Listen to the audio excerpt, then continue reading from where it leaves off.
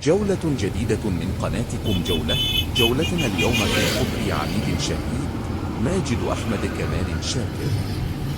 تم إنشاء قبر عميد شهيد ماجد أحمد كمال شاكر بطول 600 مترا في منطقة أنطونيادس.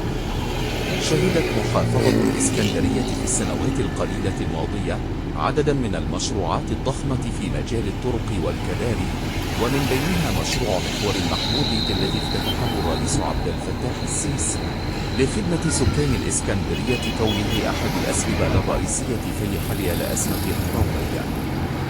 وبلغت تكلفة المشروع الإجمالي 5.5 مليار جنيه، ويضم مشروع محور المحمودي 7 كباري علمية على النهر.